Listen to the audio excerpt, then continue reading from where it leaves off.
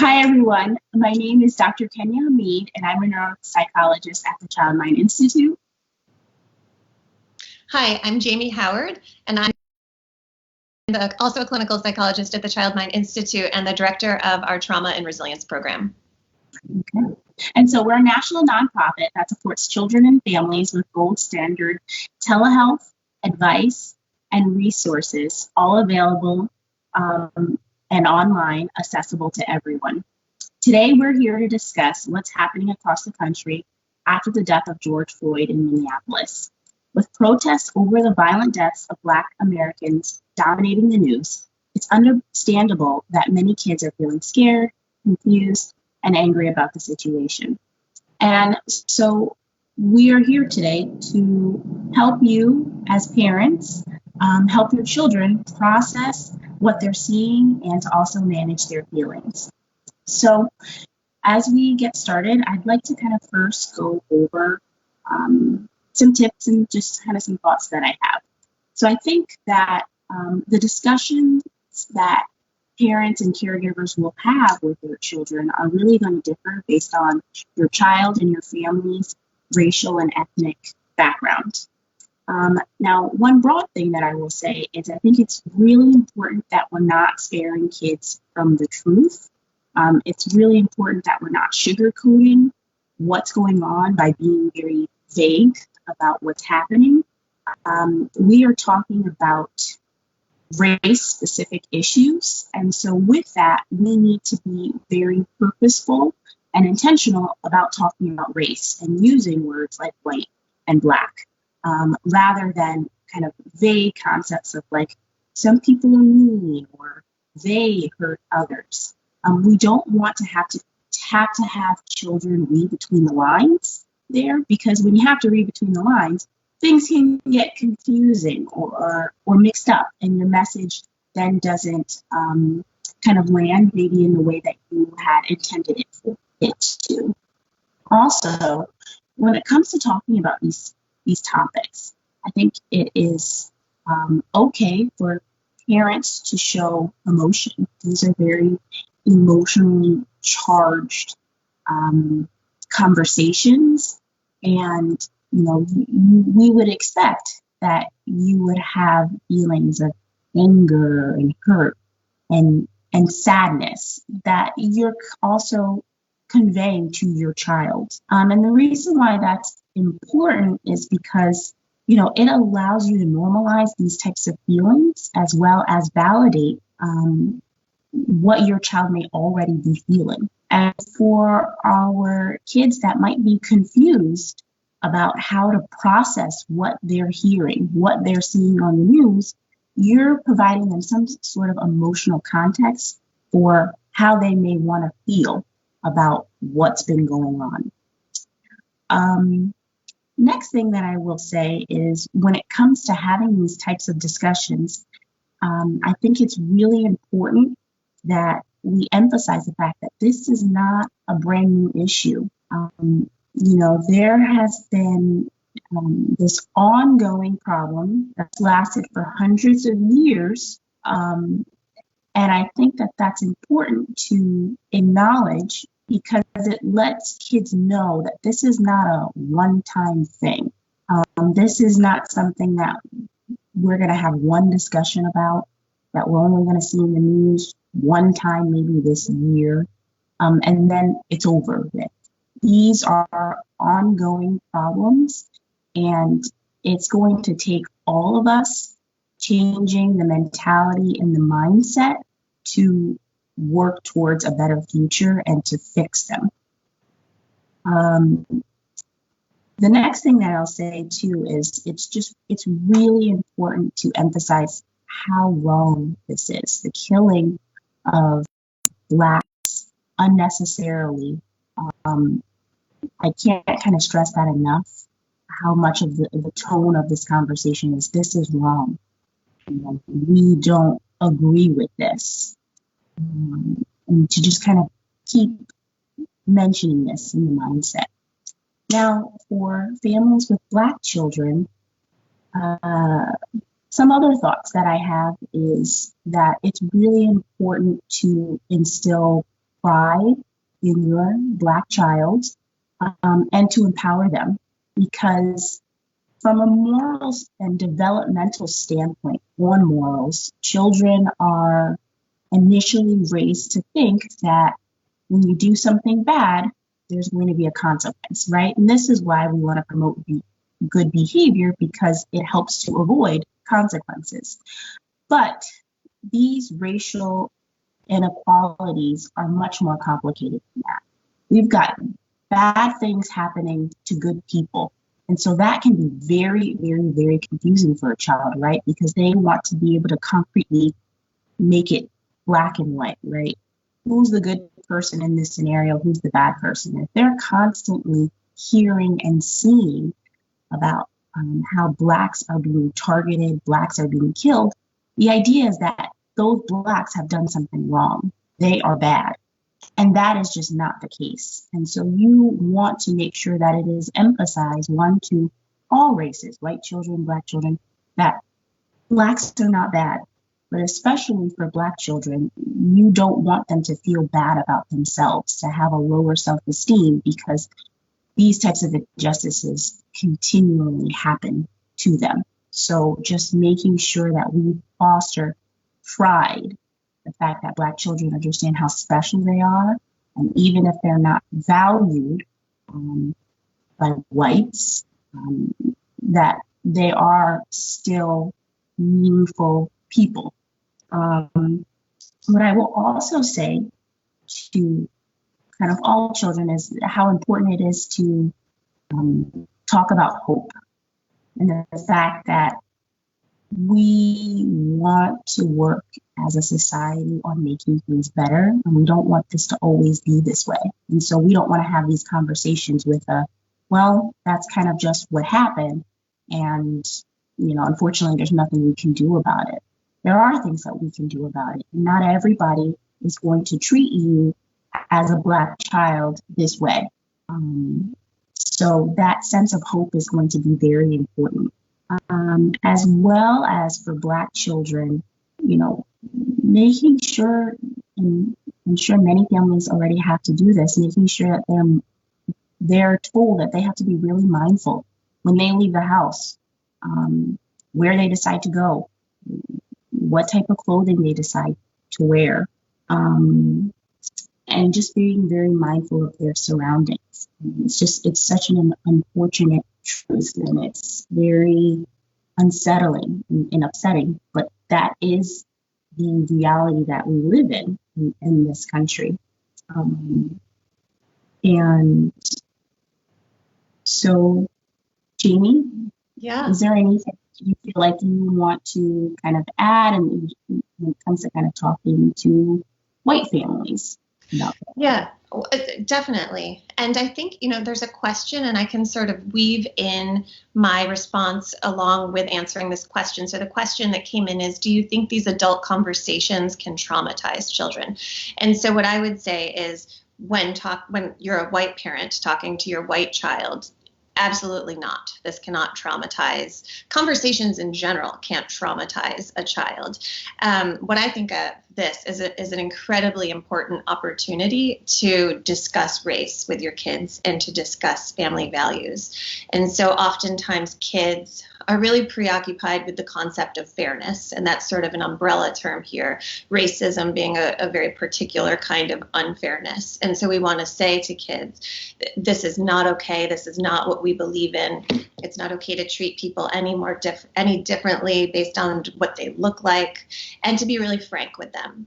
Something that you and I have been talking about, Kenya, was like sometimes there's these subtle comments that like a family member might make, like at Thanksgiving, someone, an extended family member makes an offhanded comment, and we think, oh, that's pretty benign, I'll just ignore it, he's just our crazy uncle or something.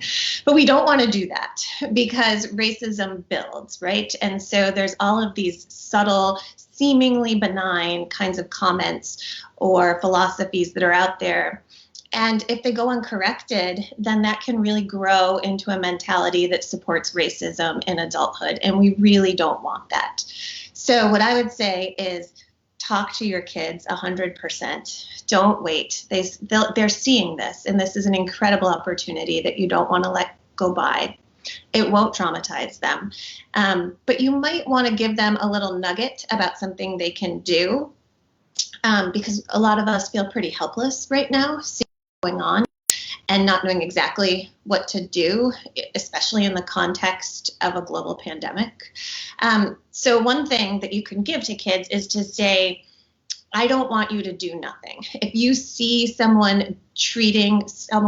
you see a white kid treating a black kid unfairly, being mean, I want you to say something. This is called bystander non-intervention. So we talk about it a lot with bullying, and it applies especially here with racism. I want you to tell me, I want you to tell your teacher. If it's safe for you to do so, I want you to intervene and tell that kid to stop it. That's the sort of thing that you can do to try to put an end to these racist actions and beliefs from building and building. I think what I would add on to that as well is that, I agree with you, Jane, with the fact that these conversations are not going to traumatize children, but what is going on in the news and what happens on a day-to-day basis for Black families of, housing discrimination, racial profiling, police brutality, that in and of itself, those types of events and experiences, those are very traumatic and those are traumatizing. And so if we want to be able to work together to reduce those sort of things and we completely eliminate them, we have to have these sort of conversations, because by not having them, it allows these types of actions and behaviors to perpetuate. And that's just not good for anybody. Absolutely. So another question that we have is, my son is frightened by what happened to George Floyd. What can I say to him? And, again, it's a very different message depending on if your son is Black or is white. And I'm going to let you take, if your son is Black, how you would recommend parents talk to their sons. For a white child, I would say it is frightening. I feel scared and I feel sad and I feel angry, and to really validate those feelings because they're entirely normal to have. I would just say that for parents, what we recommend is that you seem relatively in control with your own emotions when having these conversations. So, for example, every time I look at a video clip of George Floyd with the policeman who had his knee on his neck, my eyes well up with tears. So when I talk about this, my eyes are going to well up with tears. That's just going to be what happens. But I'm not going to be sobbing and need a box of tissues while talking to my kids about it, because that would be too much and that would make them feel probably scared, maybe a little overwhelmed. And what I would say is, to a white child, wow, you're privileged. And so let's think about you live your life with intention and, follow the rules, and you're most likely not going to have something bad happen to you. Let's think about what we can do to make that the case for everyone. And what do you think, Black? Now, I think for a Black child, and maybe even not just Black children, for all children, I think it's once again important to highlight the fact that this is not new. This is not an isolated incident. And so you give them some of that context of where exactly this is coming from. And so you could say something like, we live in a country where for hundreds of years, whites have looked at the color of your skin if you're Black, and they jump to conclusions about who you are, what your intentions are, what they think you've done, or even making predictions about what they think you will do in the future. And that's purely based off of what you look like. And that is essentially what happened to George Floyd. And because of this, you're treated differently. And, this is really scary. But we're not okay with this. Right.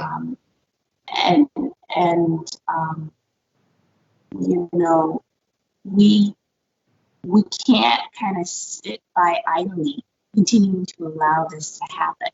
So we kind of need to come together to protect ourselves and make sure that this stops and that there is justice for these types of actions and behaviors.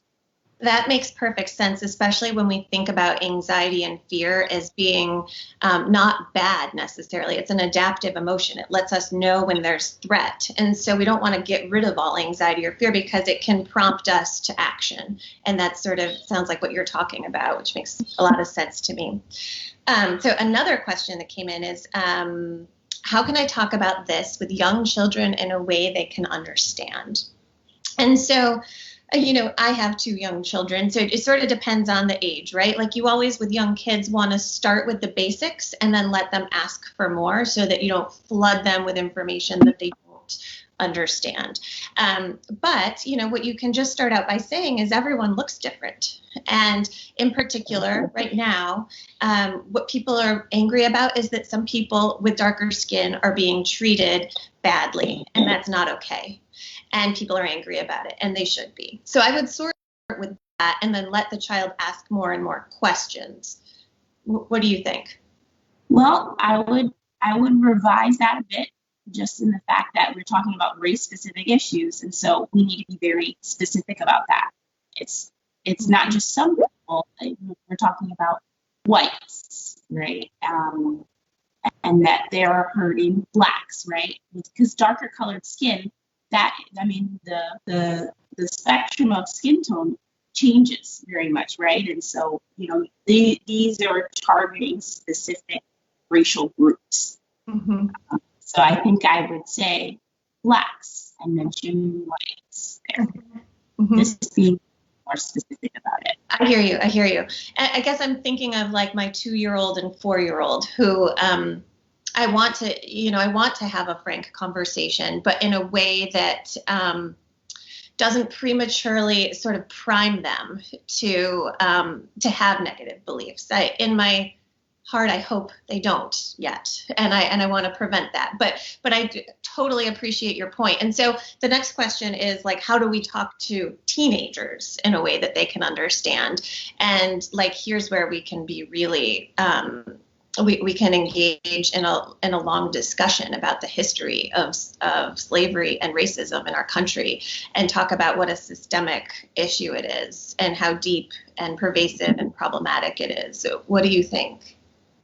I definitely would have to agree with that. I think also when you're talking to teens, you have to also talk about safety, because with younger children, they are going to be adequately supervised by their parents, ideally at all times. So you have, as a parent, much more control about where your child goes and where they play, and who's keeping an eye on them. Whereas with teens, just developmentally, they have so much more autonomy and independence, and those are things that they need to be mindful of. I mean, you may have a teen that may decide to participate in a protest. So, if you're going to go do that, then we have to talk about ways to stay safe within a protest. Perfect sense. So, this is a question we have. Should parents talk to their kids about what happened in Minneapolis, even if they don't ask about it? We've sort of covered that, but yes, right? Like, unless they're very young, right? I guess, I think two might be too young, though. 2? Yeah. Yeah, I think 2-year-old's too young. I do. He would be, he's like, what's Minneapolis? Because they're school age and they're already starting to recognize those differences of, yes.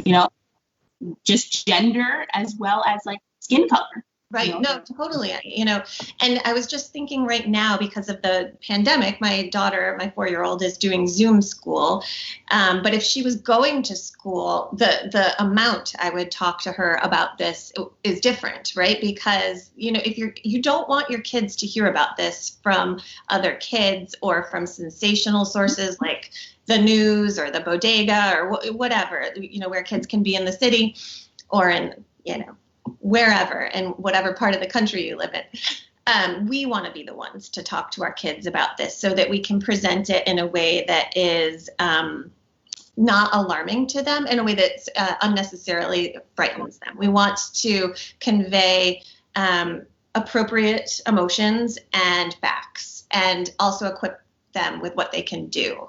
So what you can do is you can be really nice to all the Black kids in your class, and and they are in my kids' class, which makes me so happy that it's sort of a really special place that has a lot of ethnic diversity and racial diversity. What I would also say to that too is one of the reasons why you always want to be the first to have that conversation with your child is because you're kind of setting the mindset. And so if they hear it from another child or another parent, it may not necessarily be the message that you intended for them to have. And so that's why it's also important. Whereas if they heard it from you first, and then after that, they heard it something on a news channel, YouTube, another child, then it can kind of shape the framework for them to say, what I'm hearing is true. That's kind of just as my mom explained, or that's kind of not what my mom or dad said, or my grandma told me. So let me go back to them and get more clarification. Let me ask more questions. Yeah, that's really good point. Okay, another question coming in. What can parents encourage teens to do other than protest in order to support this cause? So, what I've done in lieu of protesting is I've made donations to several organizations, such as organizations that are paying bail to get protesters out of jail. That would be one thing. You could sit down with your teen and research, like what are some organizations doing really good work? What do you think? I think that's one good idea. Also, to know their history, right? Because I think with time, things on the media, stories come and go. Fortunately, within the last decade, we've seen a lot of these stories that continually pop up. But by knowing your history, it helps kind of solidify the message of what's going on, so that it's not something that is we're going to pay attention for the month of June about this, but by July 4th, we're going to be celebrating Independence Day and completely forgetting all about this. So knowing your history is incredibly important. I think also getting to know more information about your politicians. Our voice matters, and voting is incredibly important about making sure that we're putting the right people in office that have, in mindsets of wanting to end the systemic racism that we see. And it's institutionalized, it's systemic. It doesn't just boil down to the individual. And our teens are going to be future voters in the next couple of years. And so for them to be looking out for people that are currently in office, I mean, it just gets them the wheels spinning about thinking about when it's their time to vote. One, voting is incredibly important, so making sure that they are going to vote, but who do we really want in office representing us, representing our notions and beliefs? I think that that's also really important. Yeah, absolutely. Okay, so another question is, how can I explain why people are demonstrating or rioting? Do you want to go first, or should I take this one? Sure. So I feel like I'm beating a dead horse here, where I say, well, it's about knowing your history. Once again, these are not isolated incidents. Blacks are tired of being oppressed. And for those children that don't know what oppression is, it's prolonged, unfair and unjust treatment of, specific groups of people. And so that is what the whole purpose of the protest is about. I think in some instances the riots as well, but I think what we're also gleaning from the news is that not everybody who is rioting has the same sort of intentions as the protesters or the agenda. So making sure that we're not linking those two as the same thing. Yeah, absolutely. And maybe to point out that many of the riots started out as peaceful protests, and there's many attempts at peaceful protesting over the years. Kneeling has been really brought up a lot lately, which makes sense, So there have been many attempts at peaceful protesting, and then to differentiate the potential two different kind of groups that end up forming in those uprisings. And I also think it's really important that we make sure to talk more about racism and racial injustice over the protesting. And I mean, over like rioting and what we've seen as looting, because I think it can be really easy as that feels like in your mind, you know, shouldn't be doing this. This is a quick fix. Let's talk about that, right? Let's talk about something that we feel less helpless about. But those types of behaviors are a symptom of a larger problem, of a disease. And so just trying to treat the symptom and focusing solely on the symptom is not going to eradicate the disease in of itself. Good point. Let's see. Well, this is related to questions we've been talking about, but my teenage son is very, very angry. I'm angry too, but I want him to be safe. What can I tell him? Again, it's a very different message if your son is black or not black or white. And what exactly safe means. Right. Safe black child or just safe, well, maybe walking down the street. Right. Well, we can take a few different scenarios, I guess. My teenage son is very, very angry. Let's say this is a white son. What I would say is, he's very angry, and that makes perfect sense, right? We become angry when, people are under threat. That's like the natural sort of purpose of anger. And so he wants to do something with that anger. And so what you want to do is help him to do something effective. I don't know if maybe what this question is about is the rioting that has been happening. Like if he's going to go to a peaceful protest, I'm cool with that. But what happens if it turns into a riot? So I guess you would have to review sort of like a plan of action for that. It's like you can go, but the moment I'm going to be standing here, and the moment things start to shift, I want you to come up with some way for him to stay physically safe in case a peaceful protest turns. And I think it's also important too to just kind of remind him that the whole goal of this was for the protest to be peaceful. And so if he does go to a protest, making sure not to kind of follow a small subset of other people and to participate if people are looting, that he's now doing it, because he feels like that to change things. So right, making sure that he's not participating in any of those two things.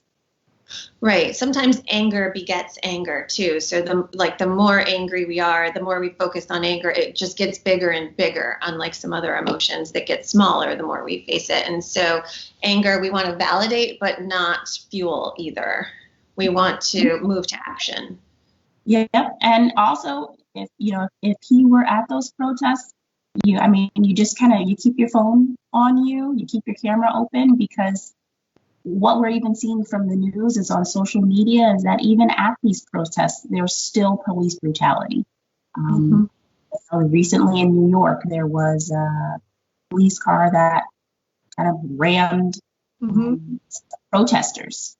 So if nobody catches those sort of things on video, then it's a protester's word against a police officer, right? And in that sort of situation, the distribution of power is against the protesters, right? You're going to be more likely, or kind of this country is more likely going to believe the police officer, right?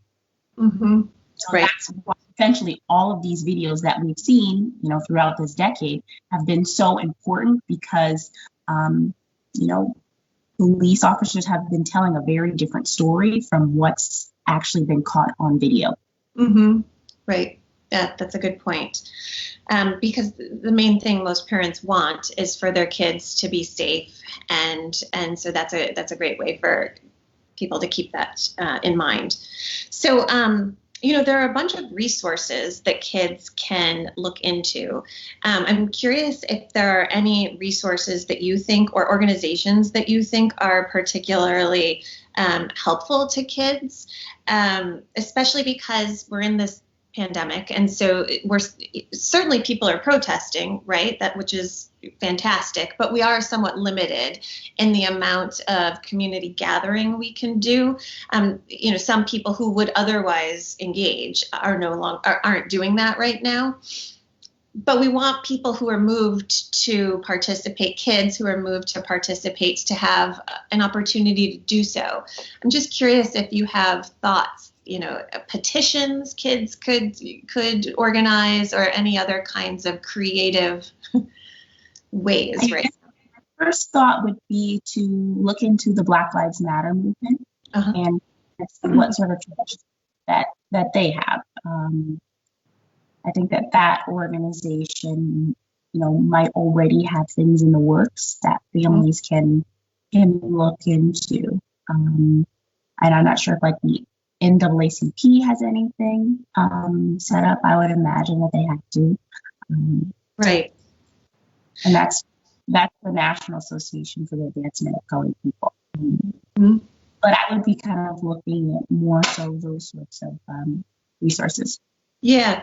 And I'm seeing here that there's a recommendation from the Anti-Defamation League, a children's book addressing race and racism and activities to promote social justice. So people could check those out as well. Because there was a question here that I think we already kind of addressed, but like, how old do kids have to be to have a conversation about race? And I think what we're talking about is like, you don't have to wait. You don't wait, because kids have eyes and they're perceptive and they're picking up about, like sponges, what's going on around them.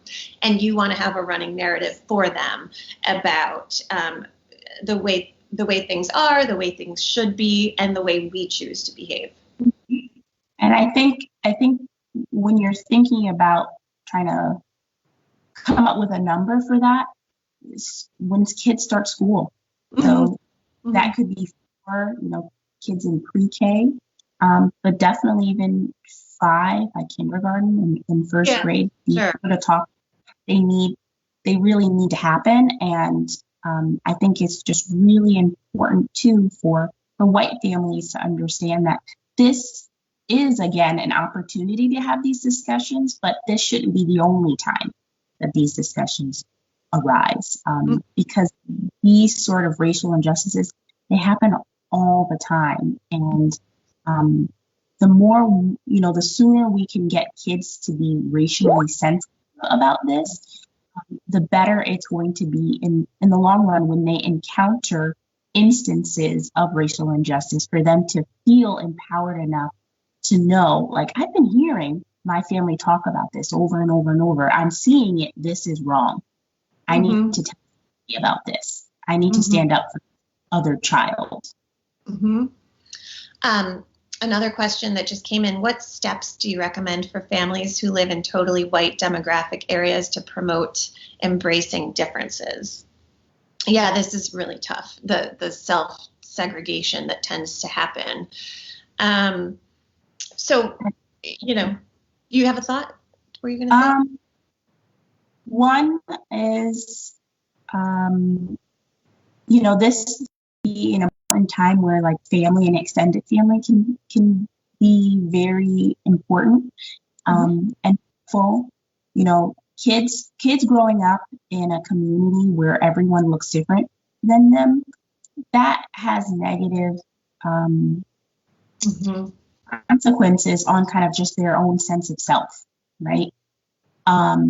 And so if you kind of don't know anybody that looks like you or your child, then family can be helpful in making sure that they are getting kind of those healthy interactions and being around other people that look like them, as well as, groups as like social groups of like maybe going to the church or going to the mosque. You're just kind of finding people that look like you and have some of the similar experiences that you have. Think about extracurricular activities, Boys and Girls Club, Big Brother, Big Sister types of programs can be helpful, as well as also, I think intermingling is very important as well. Right. Engaging and, I think as a Black child being in a white community, it can be hard initially maybe fitting in, and so you kind of wanting white kids to embrace you. Mm-hmm. That was, yeah, that's such a great idea, and great ideas for like a Black child living in a white community. And I would say for a white child living in an all white community who whose parents, want them to have some appreciation for racial differences and respect and everything we're talking about. I would say to make a concerted effort to maintain your Black friends, right? Like you might live in the suburbs as an adult, but you went to graduate school with people who are Black, or you work with colleagues who are Black. So to make a concerted effort to maintain those friendships and relationships, so that your kids see this, right? Because we can easily get a little bit lazy because life is busy and hard, and just sort of interact with people right around us. But it's important to collect, to keep close the people who've mattered to us across our life, and especially when it comes to modeling for your children how to have racial diversity in your friend circle. And I think also for white families, it can be helpful too to have conversations with like school administrators, like we need more diversity here. So I think not just accepting the status quo as is, right? Because I think everybody benefits from diversity. So putting your kids in camps where there is going to be diversity. Yes. But then also, I think just wanting to find other outlets if your child is going to like predominantly white school, where else can they have the opportunity to be around Black kids? Because not all white people have Black friends. Sure. But that's a great point. Yeah. Where else can you find it, as well as learning about Black history, other than kind of what is written in our watered down school textbooks, right? So going to museums, that can be kind of a fun weekend trip, an African American museum, learning more about history. I mean, it gives you a better idea of kind of more of the culture. And so I think that can be also helpful. Yeah, that's a good point. I especially like the idea about getting them involved in extracurriculars outside of their all-white sort of contingent. Yeah. Let's see. Any more questions coming in? And these have been really great questions. Yes. So I want to thank our viewers for tuning in and asking these great questions. Yeah, thank you so much. And Kenya, thank you, because I think your voice was really important here. I really appreciated hearing all of your thoughts about everything you've said today. Thank you.